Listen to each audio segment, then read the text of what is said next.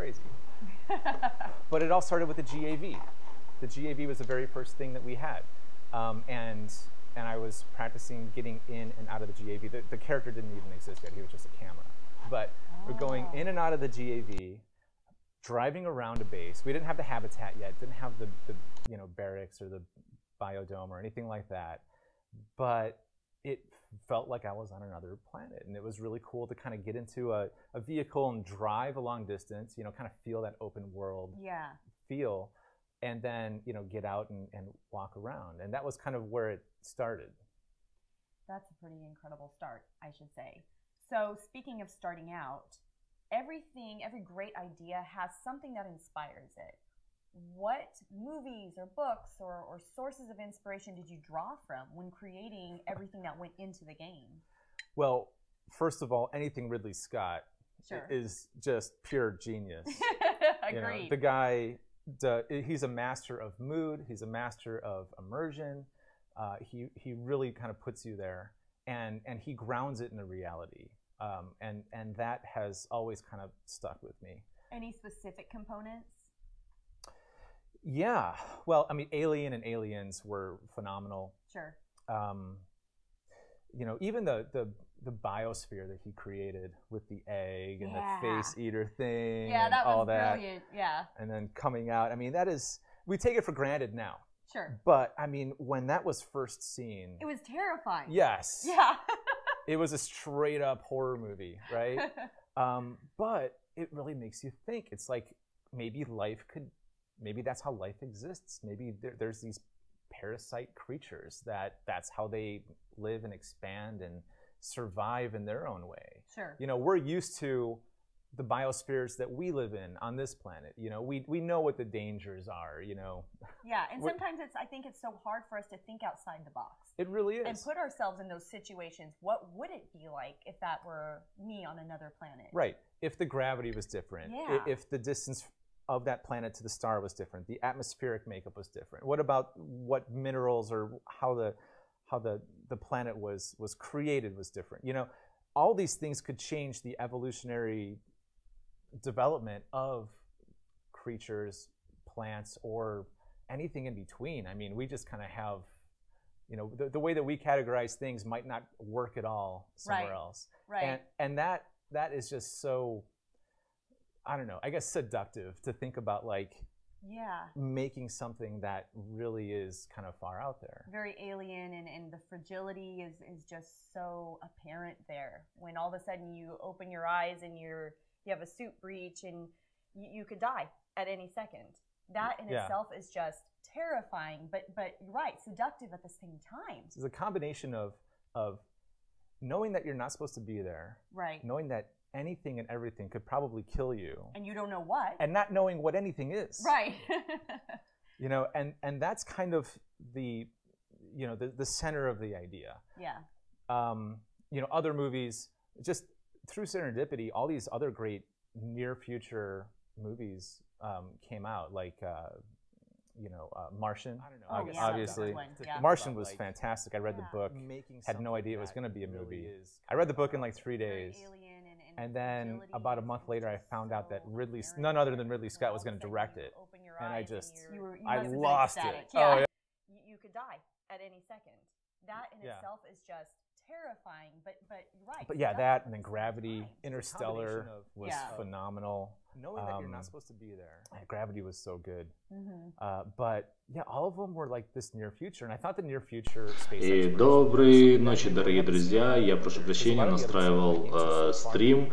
Итак, сегодня у нас будет возможность услышать от разработчиков Phoenix Fire, разработчики игры Osiris New Dawn, прямое интервью с ними.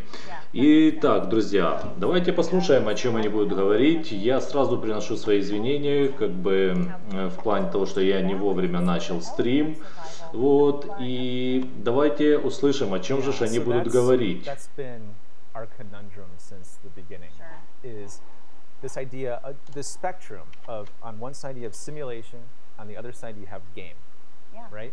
Итак, говорят о том, что у нас будет две стороны, реальность и симуляция. То есть, ну, как бы Sure. You know, like what's it like to really be there? And then we have to then figure out though how do I make it intuitive? How do I make it fun? You know, how do I, you know, there's a lot that we still can't do because we're, you know, there's technology constraints, there's memory constraints, there's frame rate. You know, we can't create everything. And plus we're a really small team, you know. Indeed. I mean, you started with 2 people. It started just myself, and then Manny came along at about year 3 or so. Okay. This game's been in development for 5 years. Yeah. So the first couple years was just kind of me tinkering around that. And then Manny came in, and then a lot of our current team helped out too for a while. But then it was just really the 2 of us, and we took it all the way to completion. I mean, you guys didn't even have an office. You were working for a while from your home. Yeah, just at home. In fact, Manny was like spending the night upstairs. You became just another kid. Yeah. So you had a new baby. Yeah. And building a baby that is Osiris New Dawn. And Manny's with you. Сейчас больше идет разговор о личном, то есть я не знаю, девушка, да, это Макри, главный разработчик игры Osiris New Dawn, она задает вопрос о том, что у тебя есть дома ребенок и на работе у тебя есть второй ребенок, это игра Osiris New Dawn, которую он сидит разрабатывает. Макри абсолютно соглашается с том, что он вкладывает достаточно большие усилия в эту игру. Вот. Говорит о том, что Osiris New Dawn, да, действительно, эта игра связана в жанре выживания.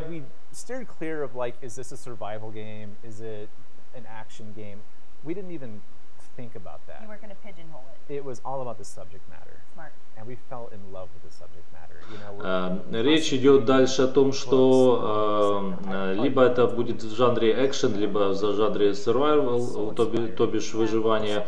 Как бы для него это не имеет значения. То есть он хочет создать игру.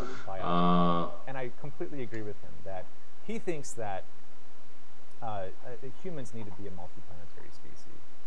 And I completely agree. I mean, think about all the problems that would solve if we were on multiple planets. Very true. Yeah. And, you know, for me, maybe this is a way to inspire a younger generation of people to want to get into, you know, science and I love that. And, you know, being an astronaut and exploring and being on the forefront. So this is a legacy. It really is. It's a very special passion project. Yeah. That we've worked on for a long time. One of the big turning points was when I really started to get serious about the game. I mean, it was kind of like an on-the-side project for a while. But at a certain point, I'm like, you know what? To hell with everything. I'm just going to focus on this. I'm going to say no to work-for-hire projects, which is risky to do when you have a mortgage and a kid and everything like that. But just focused on it, and I just got back from visiting my friends at Oculus up in San Francisco, and I came back down, and I was so excited about VR. I've been working with Oculus for a number of years at that point, and one of the first real demos of Osiris was in VR.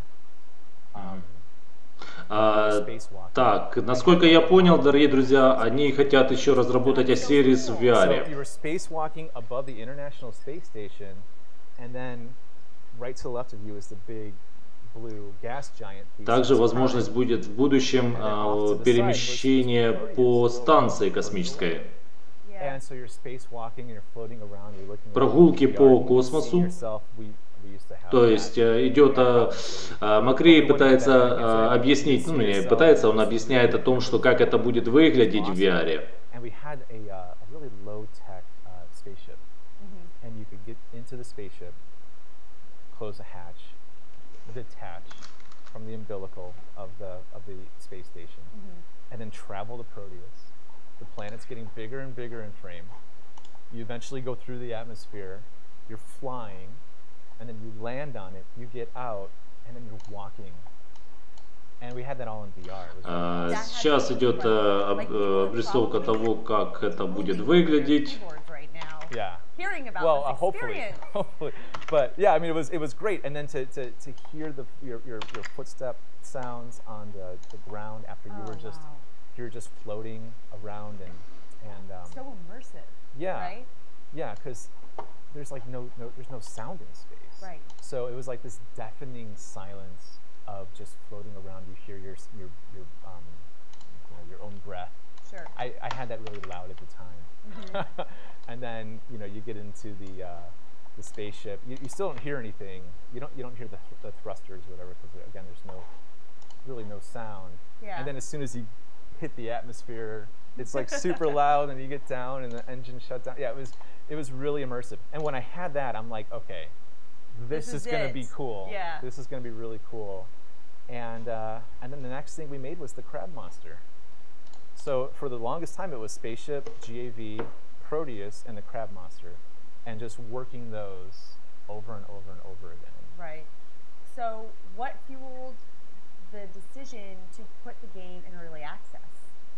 Was it the small team? It was, yeah, I mean, it was a small team. I mean, it was... Речь сейчас идет о том, что у них очень маленькая команда, и как они всего этого пытаются добиться. We absolutely no business. Yeah, it was kind of like this innocence. I was telling my friends about what I was doing. And I'm like, yeah, it's multiplayer and it's persistent and it's open world and it's survival genre and they're like no. And they're like, what's your budget? I'm like, don't have one. How big's your team? Just me and my buddy. No big deal. And yeah, they're like, oh, well, good luck with that. And I'm like, no, it's really coming along. I started showing screenshots, and people were like, that's your game? And I'm like, yeah, And you have always had such a passion, though, for quality graphics. Yeah. Well, I've been in the AAA industry for a really long time. Sure. I worked with Blizzard at Midway, a company called High Voltage in Illinois. And I've always kind of been the lead environment artist. And when you're in that role, it's an amazing role because it puts you right into... You have to make a lot of content very quickly at a very high quality when you're an environment artist. Because there's so much...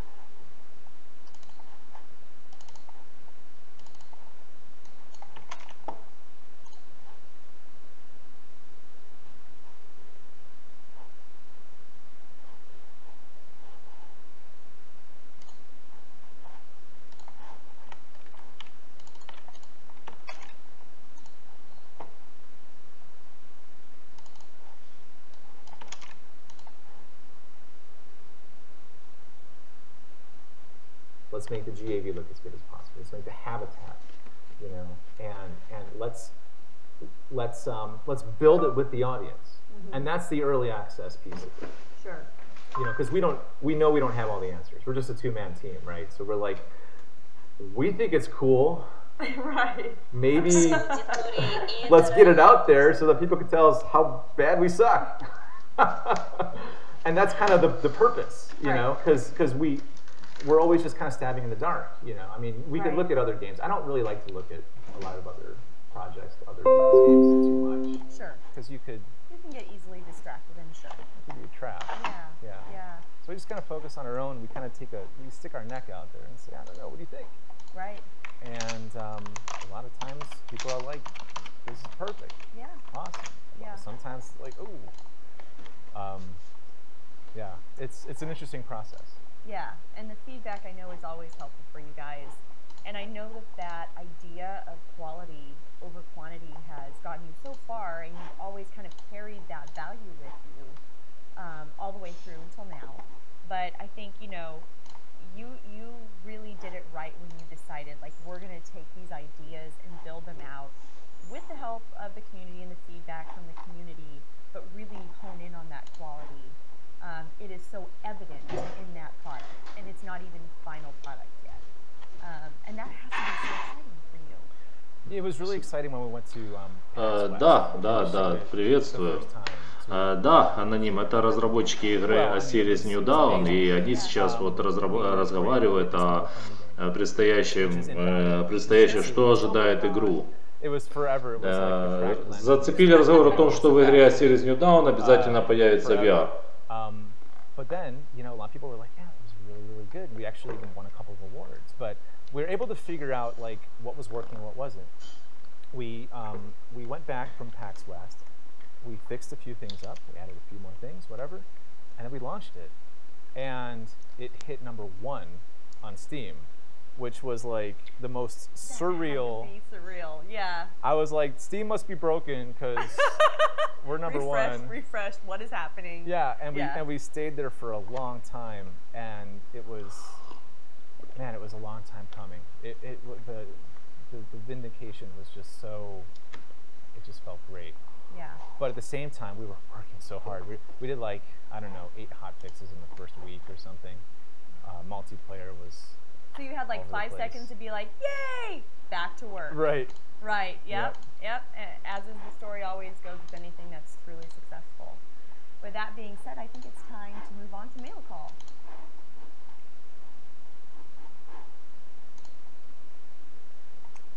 Mail Call is a segment where we are going to take questions from you guys and answer them to the best of our ability, and we will squeeze in as many as we can this week. Ну, это типа сейчас они предлагают нам задавать им вопросы. Ready? I'm bursting with fruit flavor. Yay! Wow! Okay, our first question is from Sleepnare on Steam. What is it about the Gliese 581 system that made you decide to use it when there are so many other systems out there? That's a really good question. We were looking at a lot of the Kepler systems and the Gliese systems, and I really liked how the Gliese 581 had a number of super Earths around it, and I thought that was great. In fact, they have, they think they have 3 planets in the Goldilocks zone, and so yeah, we really kind of looked at that. You know, the star of that system is about 1/3 of the size of our sun, and 1/3 of the brightness. So all the planets are much closer. Oh wow! And they discovered that star because they have what's called a hot Jupiter, which is a gas giant that is really close to the star. And because the gas giant is moving around so quickly, it only takes 3 days to do a year, like a whole orbit. Wow. It moves the star back and forth. And that's how they found out, because of the wobbling of the star, that they should look closer. And they discovered the first one was Gliese 581b, which we've named Theseus Prime. Right. So we invented some moons. They haven't been able to. How did you find out about this universe, this system? Like, did somebody contact you? Did you contact them? No. Well, I mean, at first it was just me doing research. You know, like where should we set this? And I thought it would be cool to set this in reality. You know, since so much of it is like, what would it really be like, right? Sure. Instead of just fictitiously coming up with stuff. So, so yeah, we started with that, and then you know, it's like, well, we don't really quite have the data for the other planets yet.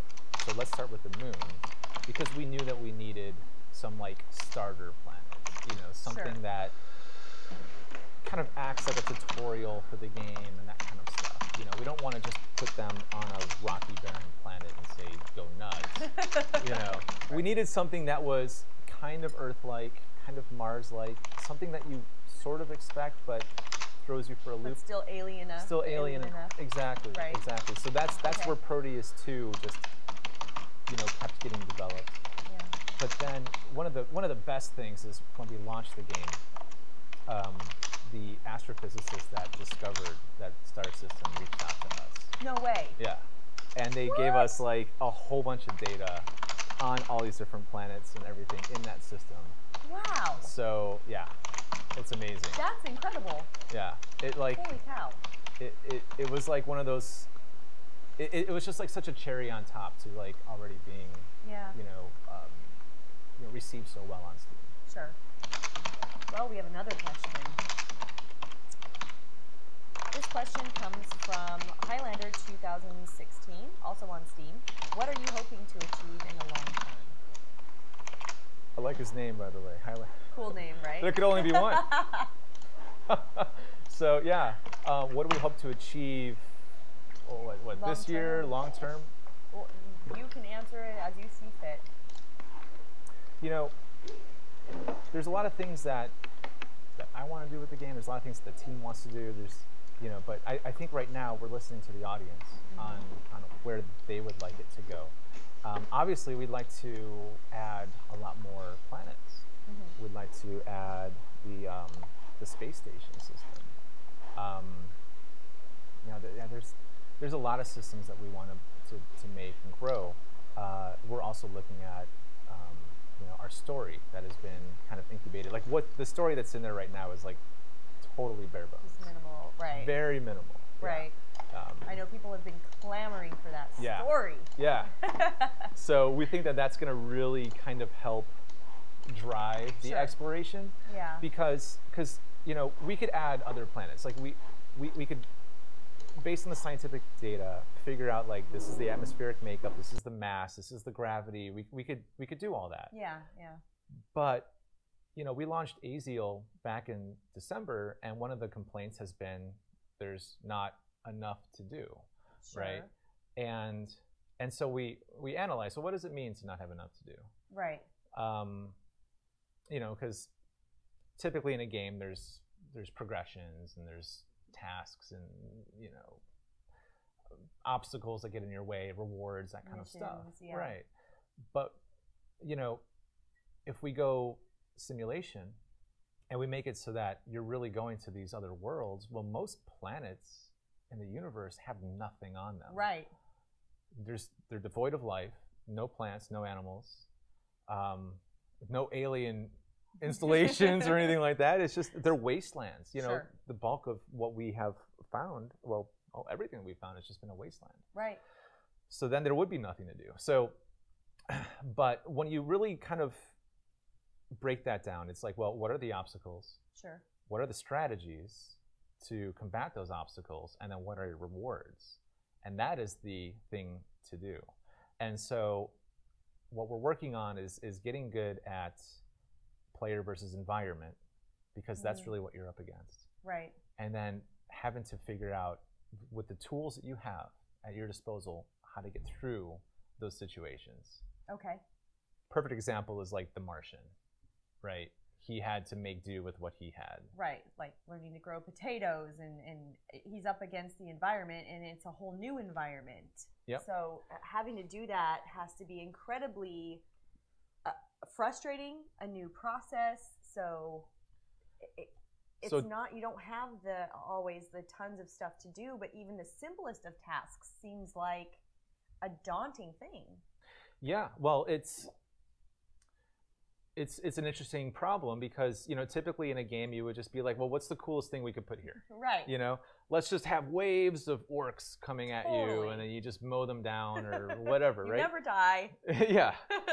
But, you know, in this, it's like, well, let's really think about using let's use science as your weapon, you know. And how do you do that, and how do you make that fun and intuitive and all that kind of thing? So it's a bit of a challenge. Yeah. Of course, we do like our creatures. We do like coming up with aliens and expanding on, you know, what that could be. Terrifying sandworms. Yeah. That give you anxiety attacks. Yeah, the sandworm was awesome. Oh man.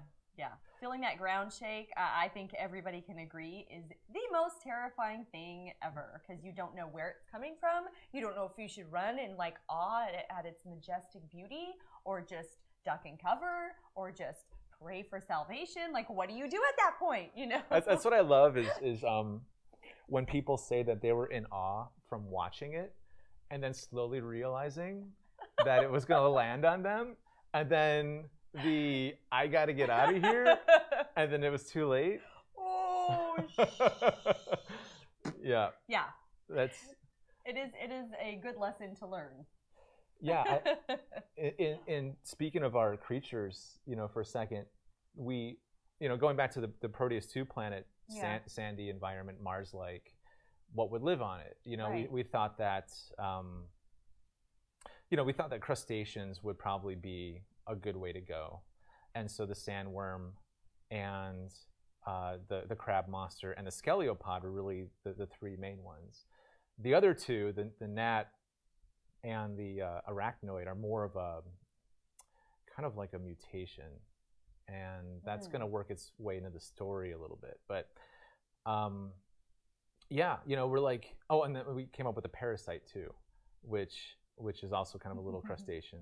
So it's kind of cool, like having something really huge like this sandworm, which is actually really easy to program. Like that is, I want to do more sandworm type creatures, because we literally put in the sandworm and the meteor shower all in one day. Oh, wow. We woke up one day and we're like, okay. Нет, Ярослав, это не то кино, да. Как бы я тоже не ожидал от них, что такая будет обстановка ихнего стрима по поводу разработки Osiris New Dawn. Вот. Для меня это тоже странно, но как бы, да. Это хорошо, что они не на немецком общаются еще. Yeah, we put in the giant worm, and when we first put it in there, we just knew that this thing was just going to be awesome. We mocked it in with just an animation, kind of doing its big arc, and it's like, that was epic. Like just having it go through the atmosphere and everything. Yeah. And then we instantly thought about like, oh, how could it come out and everything, and you know, does it kill you? And it was like, of course it's a one-hit kill. Of course. The thing is huge. It's not going to run up and lick your face. Yeah. Like it has to be severe. Yeah, and then the meteor showers was kind of the same idea. It's like an event, you know? So once we had both of those things in, we had them on like some hotkeys, some debug hotkeys and stuff, and we were running around and just hitting those every once in a while. And suddenly the world just felt alive. You know, we always had like this sandstorm. The weather came together really early on. Yeah. Once the weather came in and you're starting to get like the wet dripping down off the lens. And, yeah, I love that effect. And then the dust storms and stuff, it really felt more and more Ridley Scott-ish. Sure. And then once, you know, but the trees were always moving, so we knew we had that. And then once these other things started coming on, it was... И тут уже пошла фантазия, да, что можно с Фениксом сделать. Like something we've never seen before. So it was exciting. Yeah, absolutely. With that being said, I think it's about time to move on to a little something we like to call the Phoenix Fire 5. Че, все? Это весь был ихний стрим? А, нет. Okay, so, are you ready for this part? I don't know if I can be. Just so you guys know, we did not tell Brian what we were going to ask him. This section is called the Phoenix Fire 5.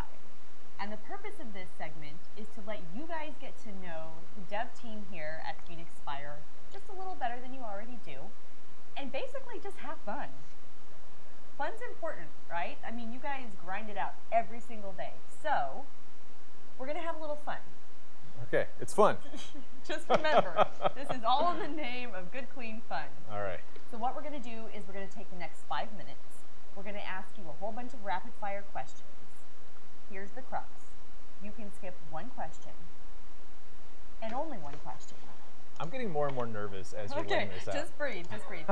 So you have to be really strategic, just like, you know, when you're in the element, when you're on Proteus and you have to figure out, like, I have to be strategic about my decisions. Same thing applies here. You get to skip one. If you skip one in the beginning, you don't get to skip one later, and you can't move on to the next question until you answer the one you're already on. The goal is to answer as many in 5 minutes as you can. In 5 minutes, okay. Is there going to be like a winner among the team, whoever answers the most? You know, we talked about it. We haven't decided yet. We'll see how this goes. Okay. Okay. I get to be the guinea pig. Perfect. Oh boy, this is going to be fun, guys.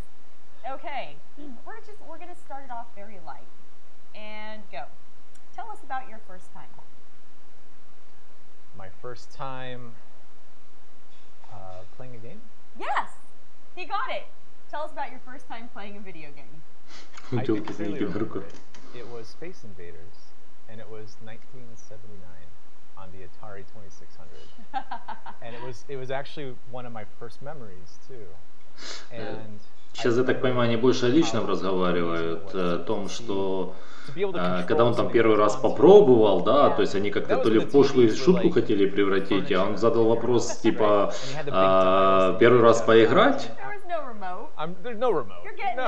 that didn't come for like a decade. Походу, later. да, I'm Кузнер, really да. dating myself, but yeah, being able to move around and shoot the aliens coming down.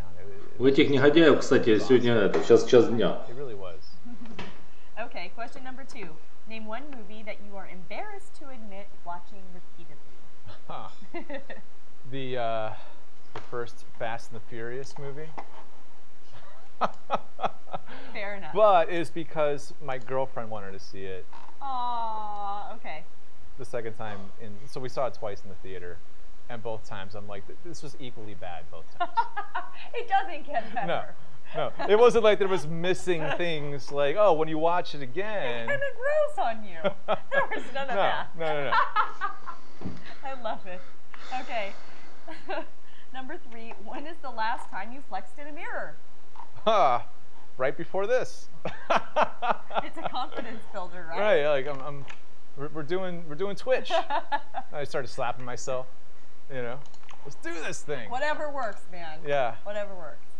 Number 4, what junk food are you willing to admit keeping a secret stash of? Ooh. Now you eat healthy. I'm always seeing you with the Greek yogurt and blueberries, and there's got to be something that you just can't help but crave. It's red vines. I'm with you. Not Twizzlers. Not Twizzlers. No. Oh, no. Red vines. No. Twizzlers are a crime against humanity. Red vines are where it's at. We made this horrible mistake and got like one of those big tubs of red vines. Почему ее так туго связывали вчера? While working, and yeah. I could eat those until I'm sick to my stomach. Well, yeah, I kept eating them until I'm like, well, how come there's nothing left? And it was like 3 hours later or something. I'm like, I probably just consumed 9,000 calories of just pure carbs. And red food dye, don't forget that. Yeah. You're like bouncing off the wall. I'm smiling, hey guys, and my teeth are all red.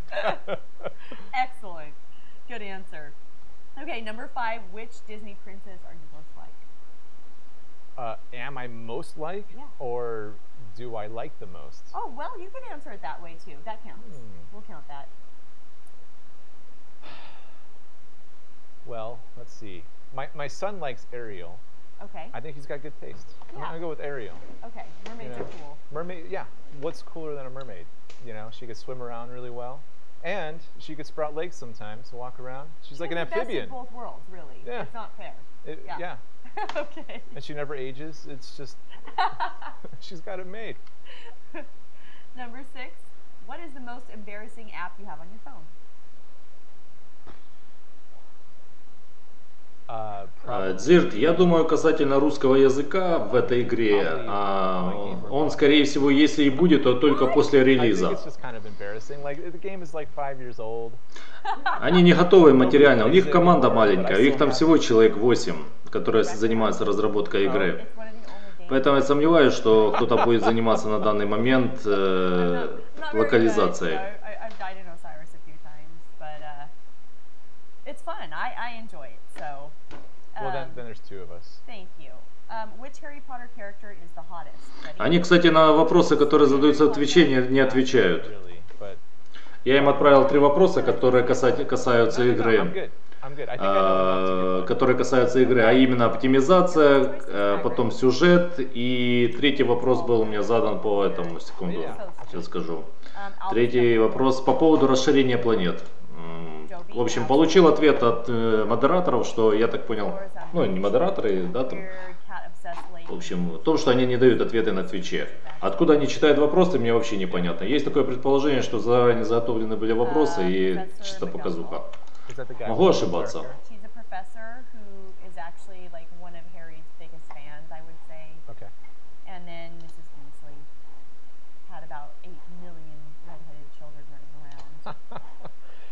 I'm gonna go with I don't know their names, but the big burly guy. Hagrid. I think that guy's the glue of the whole thing. He is too. He's like the unsung hero of this entire school. Yep. And he doesn't get the credit he deserves. I agree. I love an underdog like that.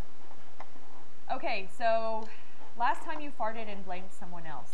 Так, попробуем этот вопрос задать один. Господи, что ж она так орёт-то? Buying it, and I'm like, no, it definitely smells like a cat fart. How do you know don't want a cat party. I don't know, but that's what you just roll with. I love it. Yeah, that was very resourceful. This has been so much fun. We have to wrap. I'm sorry. We can't do this all day. I know. I wish we could. But the good news is we'll be back next week on Wednesday and every week after that. However, before we wrap up, we're going to tell you about a little contest that we're doing. We're doing a contest. We are. We're doing it on the Steam forums. And the way you enter is you get screenshots of your most creative custom base. We are tasking you with the job of going in, build the most creative custom base you can think of, submit your screenshots. You have 2 weeks to do so. You have until October 10th. We will announce the winner right here on this Twitch stream on October 11th. So make sure that you're here for the announcement. And what are they going to win? And I get to be the judge, right? You do.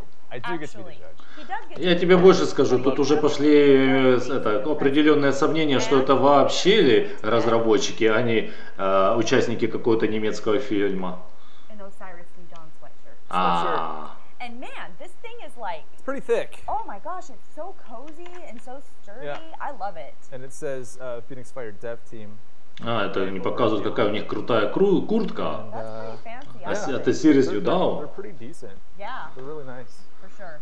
So one lucky person every month will be selected. Вау, кто-то может быть одному из удачников, да, там лаки, да, то есть лаки это удача, то есть кто-то может выиграть эту курточку, представляете, какой презент может быть от наших разработчиков игры Osiris New Dawn? Это сильно. Я боюсь представить, чем они там занимались и где участвовала эта курточка, поэтому я не уверен, что он будет счастливчиком.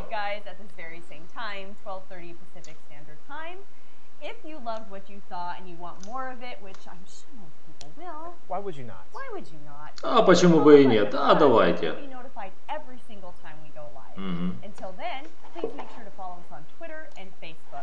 You can find us at Osiris New Dawn, and if you want, you can also subscribe to us at youtube.com/PhoenixFireEntertainment. I think that's a wrap. Like I've had so much fun. Thank you so much. Nailed it. Nailed it up top.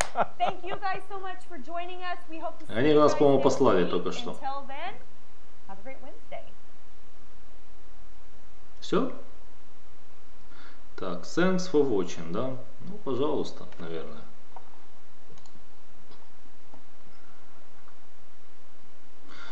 Ну что, дорогие друзья, это был разработчик Брайан Макри, который главный у них, да, там по игре Osiris New Dawn. В целом, о чем речь шла? Первое, что они говорили, что игра появится в VR. Ну, не знаю, возможно, это на сегодняшний день модно и интересно. Вот. Также они говорили о будущем игре, о том, как они хотят расширить игру, о том, как, возможно, в будущем появятся космические станции, да, по которым мы сможем перемещаться. И эти перемещения смогут быть в космосе сделаны через VR. И это опять же будет просто превосходно выглядеть. Это то, что я вкратце уловил смысл этого стрима. Также, друзья, я вам могу сказать следующее, что они больше говорили о чем-то личном. Там, говорили о своих детях, о своей жизни, о том, кто когда что первый раз попробовал поиграть, как они относятся к этой игре и так далее. Ну что, друзья, на этом заканчиваем наш стрим. Всем спасибо, кто был со мной.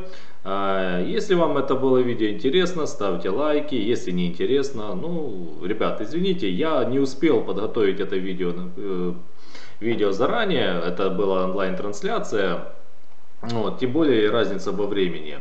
Ребят, всем спасибо, кто был. И на этом все. Спасибо и спокойной ночи.